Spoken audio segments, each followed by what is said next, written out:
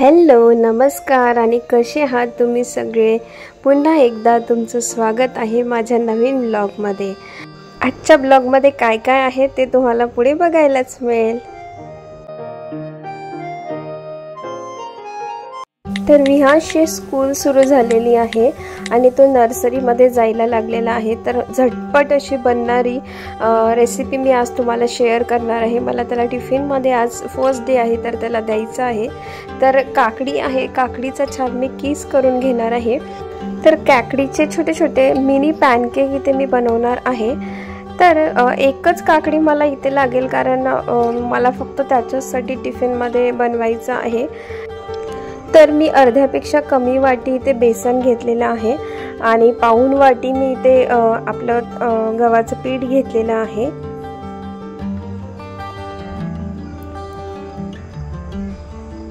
आणि त्यानंतर मी ताक टाकणार आहे। तुम्हाला जर ताक टाकायचं नसेल तर तुम्ही दही पण टाकू शकता। माझ्याकडे दही नव्हतं म्हणून मी ताकाचा इथे उपयोग केलेला आहे।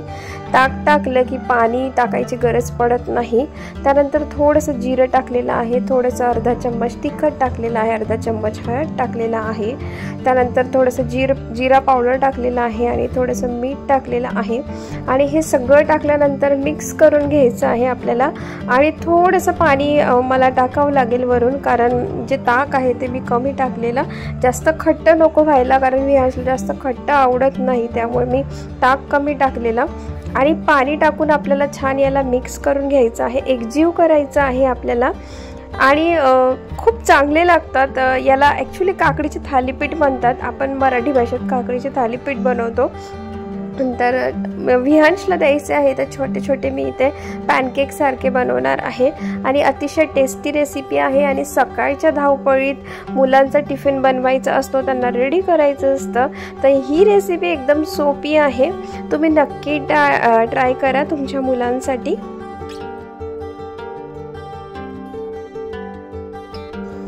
तवा गरम झाला की मी वरून थोडंसं तेल टाकून घेणार आहे आणि टिश्यू पेपरच्या साहाय्याने आपल्याला स्प्रेड करायचं आहे। जो तवा मी इथे वापरलेला आहे हा नॉनस्टिक तवा आहे।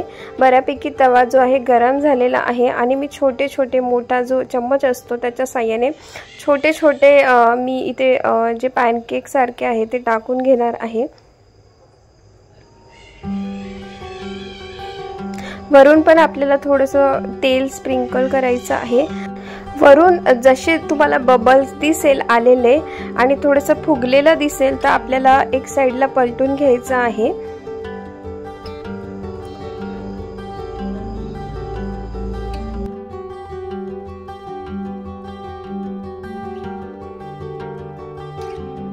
तर आपले इन्स्टंट काकडीचे पॅनकेक इथे रेडी आहेत। तर तुम्ही पण एकदा नक्की ट्राय करा आणि मला कमेंट करून सांगा ही रेसिपी तुम्हाला कशी वाटली।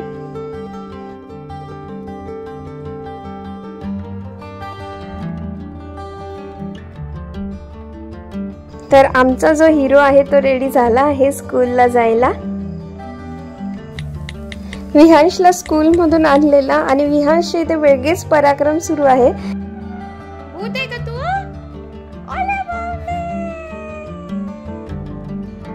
या व्हिडिओवरती ना मी खूप छान रील बनवलेली आहे। माझं इंस्टाग्राम पेज आहे, मी तुम्हाला लिंक शेअर करते, खाली जाऊन नक्की बघा आणि मला कमेंट करून नक्की सांगा तुम्हाला ही रील कशी वाटली ते। आता विहांश बोध झाला रे। संध्याकाळचे 6 वाजलेले आणि नाशिकमध्ये खूप पाऊस सुरू झालेला, विजा चमकत आहे। संध्याकाळचे 7 वाजलेले आहे आणि दिवाबत्तीची वेळ झालेली आहे। टीव्ही वरती मस्तपैकी शुभम करोती मी लावलेला आहे। ॲक्च्युली कॉपीराईट नको यायला म्हणून मी म्यूट केलेलं आहे गाणं। आणि विहांश पण इथे देवबाप्पाची पूजा करतोय आणि सोबत शुभम करोती पण त्याचं म्हणणं सुरू आहे त्याच्या भाषेमध्ये, आपल्याला ते कळणार नाही। त्याला ना ॲक्च्युली देवाचं प्रचंड वेड आहे। तर आज खूप इच्छा होत होती आमरस खायची, तर आज आमचा बेत आहे आमरस पुरी बनवण्याचा। तर जेव्हा आपण आमरस बनवतो ना तर 5 ते 10 मिनिटांमध्ये साठी ना थंड पाण्यामध्ये ना आंबे भिजवून ठेवायचे, म्हणजे जो चिकटपणा जो आहे ना तो निघून जातो त्या आंब्यांचा। आणि त्यानंतर सुक्या कपड्याने आपल्याला पुसून घ्यायचं आहे। तर मी आंब्याचा जो वरचा भाग आहे किसणीने काढून घेते या पद्धतीने व्हिडिओमध्ये जसं मी तुम्हाला दाखवलेलं आहे। ही एक माझी पद्धत आहे आंबे किसून आंब्याचा वरचा भाग काढून घेण्याची। आणि सेकंड जी पद्धत आहे ते मी तुम्हाला पुढे शेअर करेल। सेकंड कुठल्या पद्धतीने मी आंब्याला हे करून घेते, कट करून घेते आणि चाकूनी कट करून घ्यायचं आंब्याचे पार्ट्स। आणि ती खूप इझी आहे, इझिली म्हणजे आपल्याला पटकन जर आंब्याचा रस बनवायचा असेल तर ही एक सोपी पद्धत आहे। त्यानंतर सेकंड जी मेथड आहे ना, काय करायचं की आंब्याला कापून घ्यायचं, पार्ट्सला कापून घ्यायचं आणि मध्ये मध्ये पार्टिशन करायचे ज्या पद्धतीने मी व्हिडिओमध्ये करते आहे। आणि मग पूर्ण एक साईडने राऊंड मारून कट करून चाकूच्या साहाय्याने सगळे छोटे छोटे तुकडे येतात आंब्याचे निघून आणि इझिली पूर्ण जे तुकडे आहेत ते निघून जातात आणि फास्ट प्रोसेस आहे। या पद्धतीने सुद्धा तुम्ही जर आंब्याचे जे पार्ट्स आहेत ते कट करू शकता, जसं मी तुम्हाला व्हिडिओमध्ये शेअर केले आहे त्या पद्धतीने।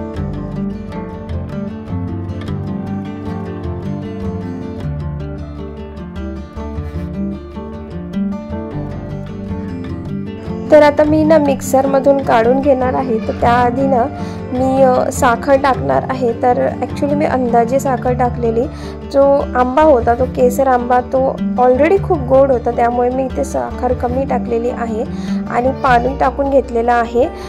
काही जण दूध पण टाकतात, पण आम्हाला दूध टाकून आवडत नाही, आम्हाला पाणी टाकूनच आवडतं, त्यामुळे आम्ही आमरस जो आहे तो पाणी टाकूनच बनवतो। आणि बघा आता आमरस रेडी झालेला आहे। तुम्ही याच्यामध्ये ना विलायचीची जी पेस्ट असते, विलायची पावडर आहे ती टाकू शकता, त्यानंतर केसर पण टाकू शकता। माझ्याकडे काही अवेलेबल नव्हतं म्हणून मी सिंपल असा आमरस आज बनवलेला आहे। आणि याला ना आपल्याला फ्रीजमध्ये ठेवायचं आहे, अर्धा पाऊण तास तुम्ही फ्रीजमध्ये ठेवा थंड व्हायला। आणि आमचं जेवण तयार आहे, आम्ही जेवणाला बसतो आणि तुम्हाला नंतर भेटतो।